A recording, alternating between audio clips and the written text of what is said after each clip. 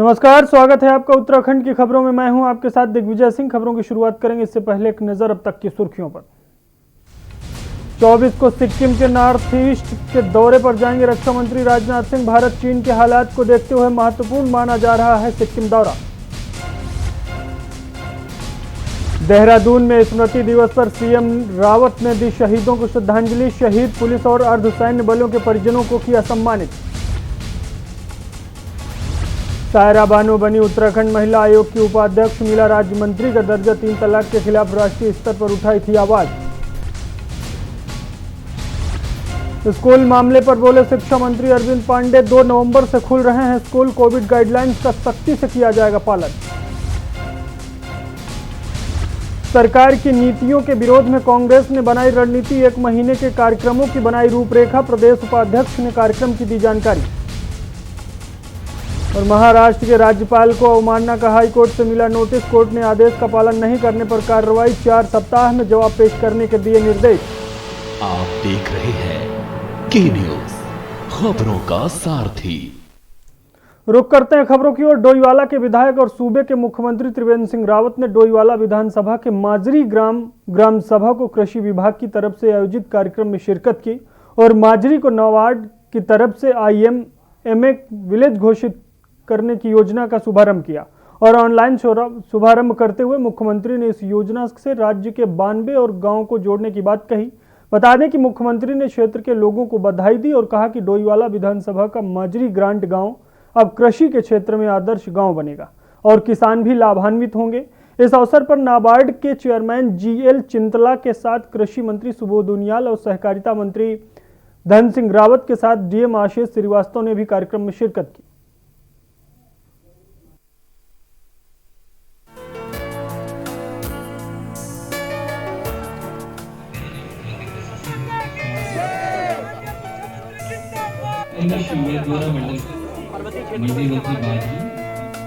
मुख्यमंत्री त्रिवेंद्र सिंह रावत डोईवाला के माजरी में शिलान्यास और लोकार्पण समारोह में शिरकत की। वह रेशम माजरी स्कूल में कृषि विभाग नाबार्ड की तरफ से माजरी ग्रांट को IMMA विलेज घोषित होने पर योजना का शुभारंभ करते हुए मुख्यमंत्री त्रिवेंद्र सिंह रावत ने कहा कि आज से यह योजना शुरू हो रही है और माजरी ग्रांट ग्राम सभा का चयन नाबार्ड द्वारा किया गया है, जो क्षेत्र और राज्य के लिए गौरव की बात है।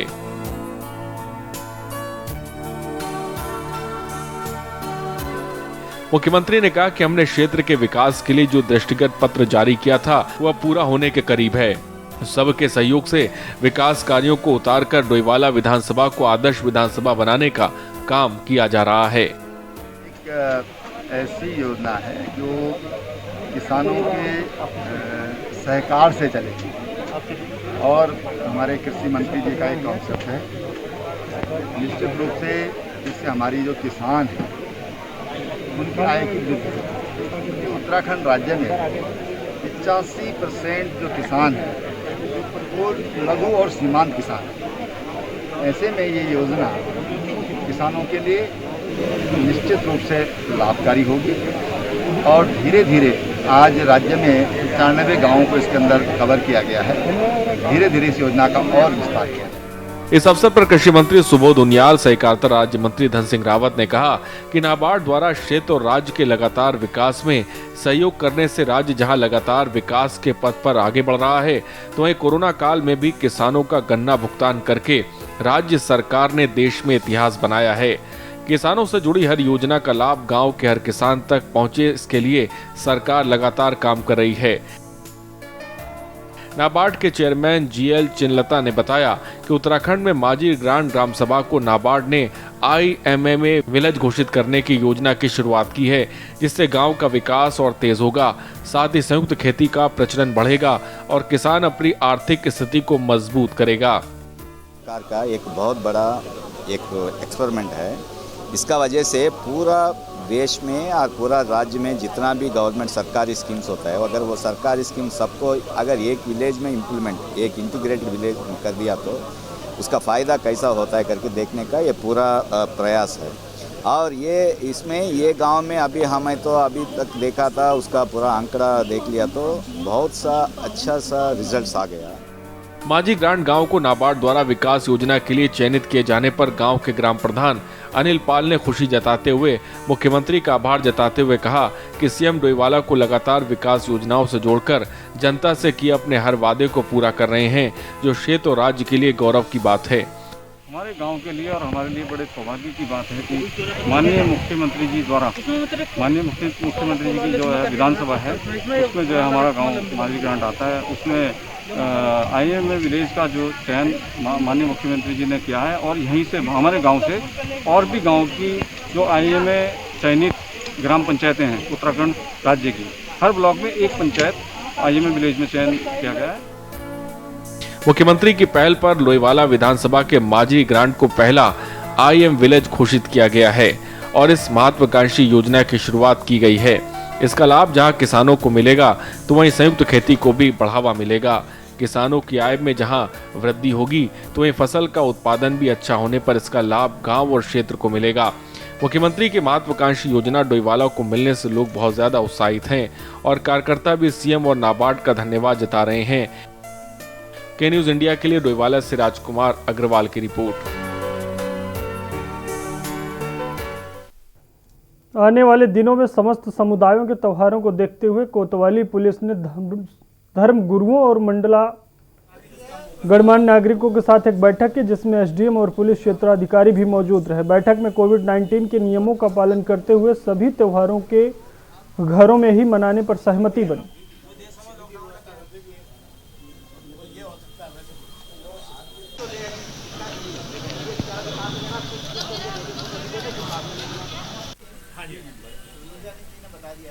बुलाया गया था क्योंकि अब रामलीला है, दशहरा है, वाल्मीकि जयंती है, 12 वफात है, दिवाली है और कई त्यौहार एकदम से पड़ रहे हैं और उसमें सहयोग की अपील की गई है कि भाई जो भी कोविड-19 के दृष्टिगत भारत सरकार के द्वारा जो गाइडलाइन जारी की गई हैं उनका पालन करते हुए आप अपने आप को सुरक्षित रखें।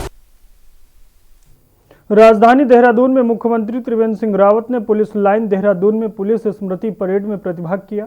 मुख्यमंत्री ने शहीद स्मारक पर पुलिस एवं अर्धसैन्य बलों के शहीदों को पुष्प चक्र अर्पित कर श्रद्धांजलि दी। इस अवसर पर मुख्यमंत्री ने उत्तराखंड के शहीद पुलिस और अर्धसैन्य बलों के परिजनों को सम्मानित भी किया।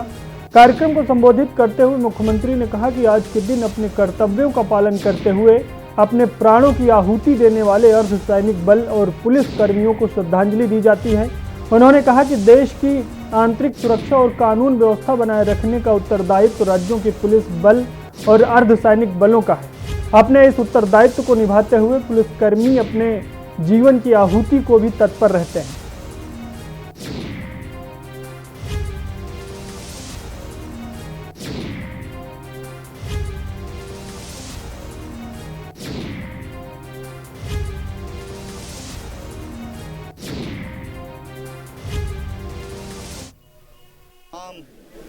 अपने उन पुलिस कर्मियों को और अर्धसैनिक बलों के उन तमाम जवानों को अपनी श्रद्धांजलि अर्पित करता हूं, जिन्हें ने अपने कर्तव्य का निर्वहन करते हुए अपने प्राणों की आहुति दी है।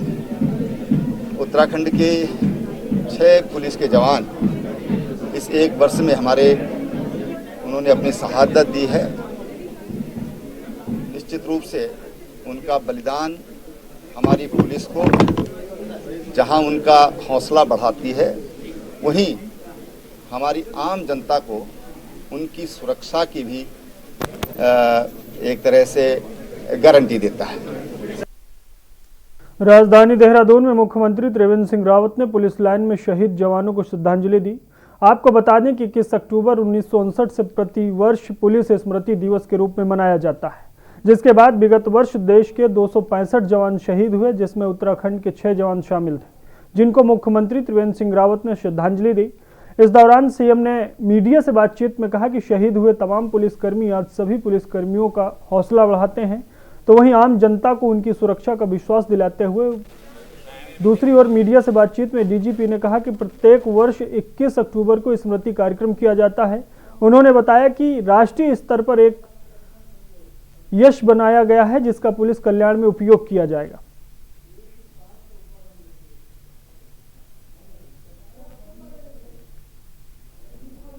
पुलिस स्मृति दिवस के रूप में मनाया जाता है। और इस अवसर पर जो कर्तव्य पालन में हमारे सहयोगी वर्दीधारी देश में, चाहे वो पुलिस राज्य की हो या केंद्रीय पुलिस बलों के सदस्य हों, जो कर्तव्य पालन में अपनी जान की आहुति देते हैं, उनको हम लोग नमन करते हैं, उनको श्रद्धांजलि देते हैं। तमाम अपने उन पुलिस कर्मियों को और अर्धसैनिक बलों के उन तमाम जवानों को अपनी श्रद्धांजलि अर्पित करता हूं, जिन्होंने अपने कर्तव्य का निर्वहन करते हुए अपने प्राणों की आहुति दी। और यहाँ पर वक्त एक ब्रेक का है, ब्रेक के बाद जल्द हाजिर होते हैं।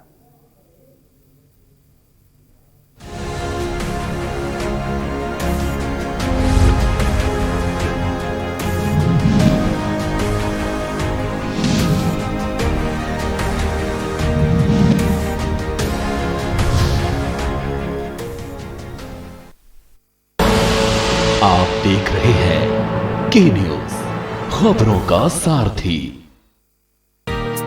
लॉकडाउन खत्म हुआ है, कोरोना नहीं। अब और भी अधिक सावधानी है जरूरी। त्योहारों और शादियों का मौसम आ रहा है, यही है हमारी परीक्षा की घड़ी। भीड़ से दूर रहकर, मास्क पहनकर और 2 गज की शारीरिक दूरी बनाकर ही हरा सकते हैं कोरोना को। इससे डरना नहीं, लेकिन सतर्क रहना है। याद रखिए, जब तक दवा नहीं तब तक कोई ढिलाई नहीं। कर लो प्रण, होगा कोरोना का अंत। आप देख रहे हैं के न्यूज, खबरों का सारथी।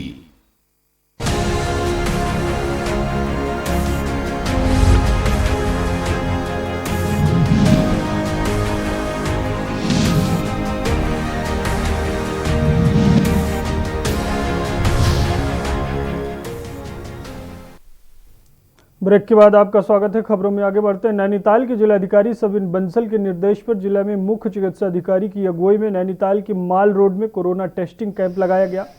टेस्टिंग कैंप में होटल व्यवसायियों और नाव चालकों सहित और उनके परिजनों के टेस्ट किए गए। मुख्य चिकित्सा अधिकारी एस धामी ने बताया कि आज 150 से 200 लोगों के टेस्ट किए जा रहे हैं।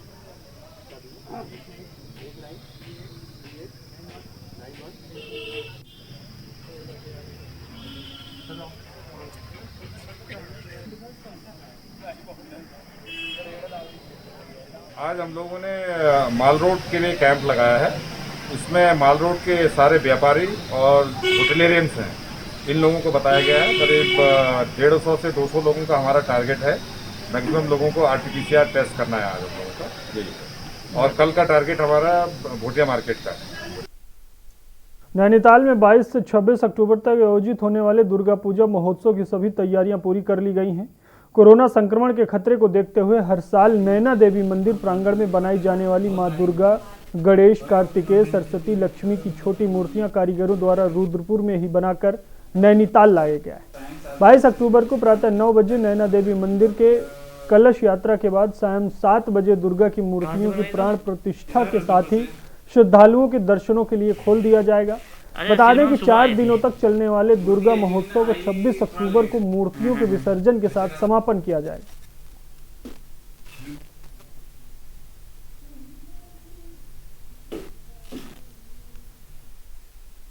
इस बार ये मूर्ति कोरोना के तहत हम और साल हम मंदिर में बनाते थे ही।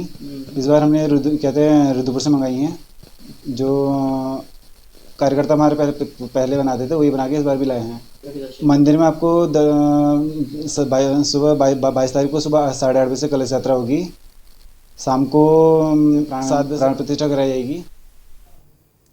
लाल कुआं के हल्दूचौड़, बच्ची धर्मा, जयपुर, बीसा क्षेत्रों में आए दिन रोजाना रात को जंगलों से शहर की तरफ हाथियों का आतंक लगातार जारी है और भूखे प्यासे हाथी गन्ना, गेहूं और अन्य तरीके की फसलों को नुकसान पहुंचा रहे हैं। इसके अलावा हाथी का रौद्र रूप भी इंसानों के ऊपर देखने को मिल रहा है। कुछ समय पहले हाथी ने कुछ लोगों को मौत के घाट भी उतार दिया था। फिर भी हाथियों का आतंक लगातार जारी है। जंगलों में कुछ खाने को नहीं मिलने के कारण हाथी रात को शहर का रुख करते हैं और अपनी भूख प्यास मिटाकर समय से वापस जंगल की तरफ चले जाते हैं।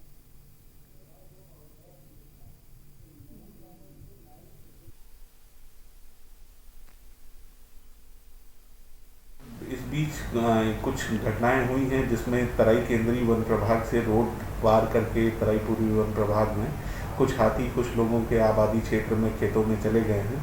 तो उनको प्रायोरिटी के बेसिस पे जहाँ पे भी हाथियों द्वारा नुकसान किया गया है उन्हें मुआवजा देने की कार्रवाई जो है वो कंपनसेशन दिया जा रहा है। खबर रुद्रप्रयाग से है, जहां केदारनाथ यात्रा में हर दिन भारी संख्या में यात्री पहुंच रहे हैं और अब तक यात्रा का आंकड़ा 58,000 के पार पहुंच चुका है। भारी तादाद में तीर्थयात्रियों के पहुंचने से स्थानीय लोगों को रोजगार मिल रहा है, लेकिन ये लोग कोविड-19 का पालन नहीं कर रहे हैं। संक्रमण के कारण जहां देश विदेश से आने वाले तीर्थयात्रियों में डर बना हुआ है, वहीं केदारनाथ यात्रा मार्ग पर व्यवसायी और छोटे खच्चर संचालक इस संक्रमण से अनजान बने हुए हैं। घोड़ा खच्चर मजदूर यात्रियों को केदारनाथ लेकर जाते हैं और उन्हें लेकर भी आते हैं। तीर्थयात्रियों को घोड़ा खच्चर में बिठाने और पैदल मार्ग से लेकर धाम पहुंचने पर आते समय कहीं पर भी मास्क का उपयोग नहीं कर रहे हैं, जबकि घोड़ खच्चर संचालक सोशल डिस्टेंसिंग का भी कोई पालन नहीं कर रहे हैं, जिससे केदार यात्रा मार्ग पर संक्रमण फैलने की संभावना बनी हुई है।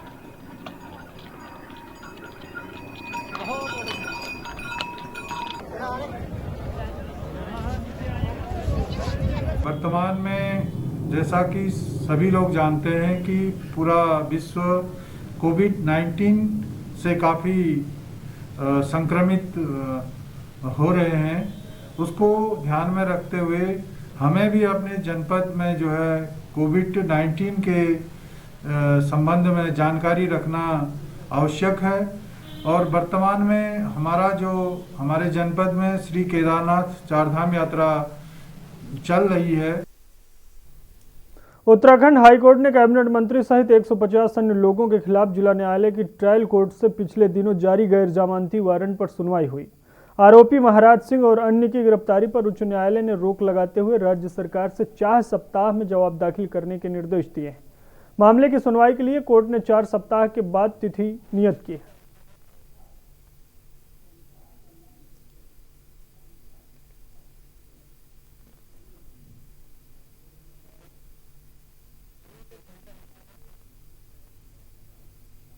कि 2012 में एक एफआईआर दर्ज हुई थी जिसमें कई लोग नामजद थे, 16 लोग नामजद थे, बाकी 100 से 150 लोग उसमें बाद में एक्यूज बने हैं जो कि अज्ञात में दर्ज हुए थे।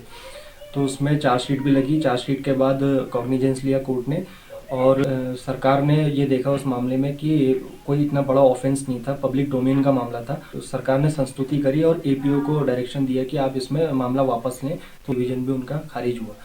उसी के परसुएंट में आज ये याचिका दायर की गई थी जिसमें माननीय उच्च न्यायालय ने जो कि नॉन अवेलेबल वारंट थे वो उन्होंने स्टे किया और बाकी जो है सरकार से 4 हफ्ते का जवाब दावा मांगा है।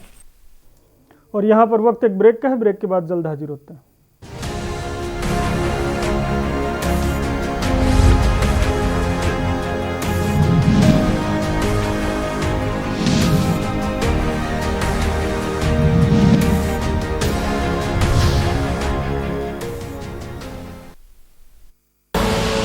आप देख रहे हैं के न्यूज, खबरों का सारथी।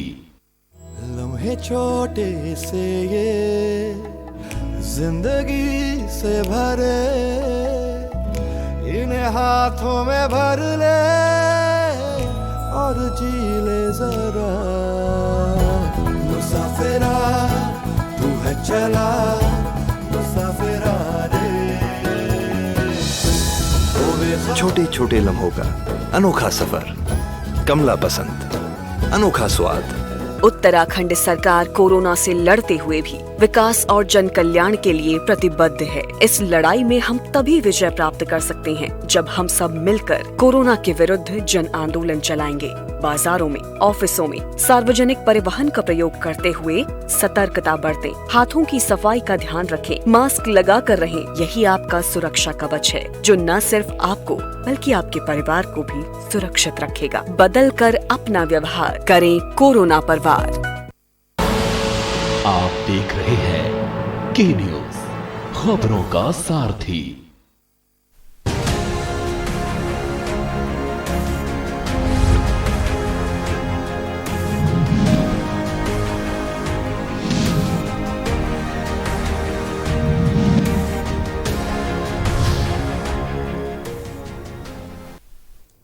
ब्रेक के बाद आपका स्वागत है। देहरादून में बेरोजगारों ने फॉरेस्ट गार्ड भर्ती परीक्षा का रिजल्ट न जारी होने एवं 6 साल से पुलिस भर्ती न निकलने के कारण यूकेएसएस, एससी और पुलिस मुख्यालय का घेराव किया। इस दौरान मौजूद छात्र ने बताया कि बीते समय परीक्षा के दौरान नकल हुई थी, जिसमें नकल करने वाले छात्रों को पकड़ लिया गया। बावजूद इसके रिजल्ट अभी तक जारी नहीं किया गया, जिसके लिए छात्रों ने उत्तराखंड अधीनस्थ सेवा चयन आयोग से 15 दिन के अंदर रिजल्ट को जल्द से जल्द जारी करने की मांग की है। वहीं दूसरी ओर छात्रों ने पुलिस मुख्यालय का घेराव कर पुलिस भर्ती परीक्षा इसी साल निकाले जाने की मांग की है। तो ये जानना चाह रहे हैं सर हम आयोग से कि रिजल्ट कब तक जारी हो जाएगा? अधीनस्थ सेवा चयन आयोग ने एक एग्ज़ाम कराया था जो फॉरेस्ट गार्ड था, जिसमें नकल हुई थी, लेकिन उसके बाद उसके 6 महीने बाद एसआईटी रिपोर्ट भी आ गई है अब। और एसआईटी रिपोर्ट में यह साफ तौर पर बताया गया है कि एसआईटी ने यह बता दिया है कि इतने 57 नकलची हैं जो गिरफ्त में हैं और उसमें से 26 नकलची पकड़े भी गए हैं। लेकिन अब जब नकलची पकड़े गए हैं तो हमें फॉरेस्ट गार्ड का रिजल्ट हर हाल में चाहिए। उत्तराखंड में आगामी 2022 विधानसभा चुनाव में आम आदमी पार्टी लगातार अपने पैर जमाने के लिए कड़े प्रयास कर रही है, जिसको लेकर दिल्ली आप विधायक प्रवीण कुमार की मौजूदगी में सैकड़ों लोगों ने आपकी सदस्यता अभियान के तहत आम आदमी पार्टी के सदस्य बने। इस दौरान मीडिया से बातचीत में प्रवीण कुमार ने बताया कि आम जनमानस के साथ साथ अति वरिष्ठ लोगों का आम आदमी पार्टी की विचारधारा से जुड़ने का सिलसिला लगातार जारी है। वहीं दूसरी ओर विधायक प्रवीण कुमार ने सरकार पर तंज कसते हुए कहा कि भाजपा और कांग्रेस की सरकारों ने सिर्फ सत्ता की मलाई खाने का काम किया है। साथ ही राज्य में बिजली, पानी, शिक्षा और स्वास्थ्य की हालत दिल्ली के मुकाबले बहुत बदहाल है। मैं सीमा जी को इसलिए मानता हूँ कि इनको सुबह मैंने 5 बजे नंगे पांव मंदिर जाते हुए आज इस तरीके से यहाँ पे भाजपा 5 साल रही, फिर अभी भाजपा की सरकार चल रही है। पहले कांग्रेस सरकार थी, लेकिन पूरे उत्तराखंड में चाहे भाजपा की सरकार हो चाहे कांग्रेस सरकार हो, बदला कुछ नहीं है। दोनों सरकारों ने मिलकर जो है यहाँ के युवाओं को ठगा है, यहाँ के युवाओं को परेशान किया है। इसी के मद्देनज़र युवा परेशान होकर आज उनके दिल्ली के युवा मुख्यमंत्री जो है अरविंद केजरीवाल जी, उनकी आंखों में उन्हें एक उम्मीद की किरण नज़र आती है। जिस तरीके से दिल्ली में विकास किया मुख्यमंत्री अरविंद केजरीवाल जी ने बिजली, पानी, शिक्षा, स्वास्थ्य में, उसी की तर्ज पर उत्तराखंड में ये चारों चीज़ों की हालत जो है बहुत बदहाल है। उत्तराखंड के विकास कार्य में मुख्यमंत्री त्रिवेंद्र सिंह रावत लगातार सहयोग कर विकास काम को गति दे रहे हैं। वहीं डोईवाला को मुख्यमंत्री ने बस अड्डे की सौगात दी है। एक रिपोर्ट देखिए। त्रिवेंद्र संघ बढ़ता उत्तराखंड, उभरता उत्तराखंड। डोईवाला को सीएम की सौगात। बस अड्डे से मिलेगी विकास को रफ्तार। डोईवाला में कोई रोडवेज बस अड्डा न होने के कारण यहाँ के निवासियों को लंबी दूरी के स्थलों में जाने के लिए देहरादून, ऋषिकेश या हरिद्वार बस अड्डे जाना पड़ता था, जिससे जनता का अधिक खर्च, उसके साथ साथ परेशानियों का सामना करना पड़ता था और इस वजह से उन्हें परेशानी भी झेलनी पड़ती थी। परेशानियों को देखते हुए सूबे की मुखिया त्रिवेंद्र सिंह रावत ने डोईवाला वासियों को एक बस अड्डे की सौगात दी है। ये बस अड्डा डोईवाला के लच्छीवाला में रेशम विभाग की जमीन में बनाया जाएगा। इसके लिए रेशम विभाग की 2 एकड़ भूमि परिवहन विभाग को आवंटित कर दी गई है। डोईवाला तहसील और परिवहन विभाग के अधिकारियों ने जगह का निरीक्षण किया और अपना सर्वे का कार्य शुरू कर दिया है। बस अड्डे की सौगात मिलने के बाद स्थानीय जनता के लाभ के साथ स्थानीय स्तर पर रोजगार के भी अवसर बढ़ जाएंगे। हमें बड़ी खुशी की बात है कि भाई यहाँ पे बनने जा रहा है हमारे गांव लच्छीवाला में। तो हम लोगों को बहुत परेशानी होती थी, कहीं जाना होता था बाहर तो डोईवाला तक जाना पड़ता था, कभी गाड़ी नहीं मिलती डोईवाला तक के लिए। तो यहाँ पर ये रेशम विभाग, यहाँ पर रेशम विभाग को दूसरी जगह दिया जा रहा है, तो यहाँ पर इसलिए बन रहा है। तो पार्किंग भी होगी, तो यहाँ के निवासियों के लिए कोई आने वाले, यहाँ मंदिर, शिव मंदिर भी है बहुत बड़ा, दूर दूर से आते हैं बेचारे, उनके लिए गाड़ियाँ नहीं मिलती है। कोटद्वार सावन के महीने में, शिवरात्रि में कोटद्वार से कहाँ से आते हैं लोग बेचारे, तो इसलिए ये सरकार बहुत अच्छा काम कर रही है। डोईवाला के एसडीएम लक्ष्मी राज चौहान ने बताया कि रेशम विभाग की जमीन परिवहन विभाग को ट्रांसफर कर दी गई है और विभाग ने बस अड्डे के निर्माण की दिशा में कदम बढ़ा दिया है, जो डोईवाला के लिए महत्वपूर्ण कदम है। माननीय मुख्यमंत्री घोषणा के अंतर्गत बस अड्डे निर्माण की घोषणा हुई थी, जिसके क्रम में यहाँ पे रेशम विभाग की जो ज़मीन थी उसमें से 2 एकड़ ज़मीन हमारे द्वारा बस अड्डे के लिए प्रस्तावित की गई थी। शासन द्वारा वो बस अड्डे के लिए ज़मीन हस्तांतरित हो गई है। इसके अलावा रेशम विभाग को लगभग 5 एकड़ ज़मीन आवंटित की गई है उसकी जगह, और अभी बस अड्डे के लिए जो स्वीकृति है वो शासन स्तर पे प्राप्त हो गई है और शीघ्र ही यहाँ पे बस अड्डे का निर्माण कर दिया जाएगा। मुझे लगता है यहाँ के स्थानीय लोगों को इसका बहुत ही फायदा मिलेगा। उधर उत्तराखंड परिवहन विभाग के महाप्रबंधक दीपक जैन ने डोईवाला में बनने जा रहे बस स्टेशन के स्थल का निरीक्षण किया और भरोसा दिया है कि बहुत जल्द डोईवाला को बस अड्डे की सौगात मिलेगी। एक बस अड्डा बनाया जाना है जिसके लिए जमीन चिन्हित हो गई है और परिवहन विभाग को आवंटित भी हो गई है, जिसका आज सर्वे का कार्य हम लोग करवा रहे हैं और इस सर्वे के बाद इसकी यहाँ का नक्शा वगैरह बनाकर उम्मीद है कि बहुत जल्दी यहाँ पे बस अड्डे का निर्माण शुरू हो जाएगा।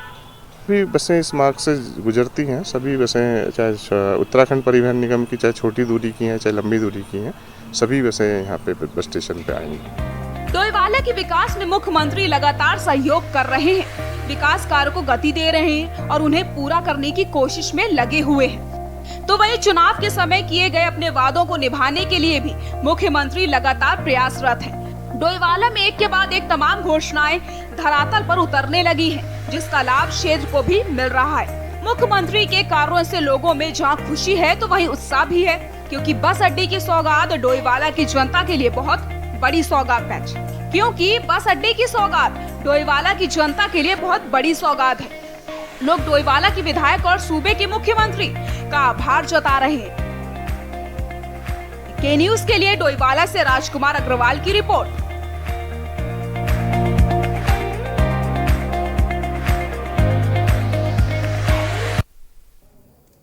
उत्तराखंड की खबरों में फिलहाल इतना ही। आप देखते रहिए के न्यूज। नमस्कार।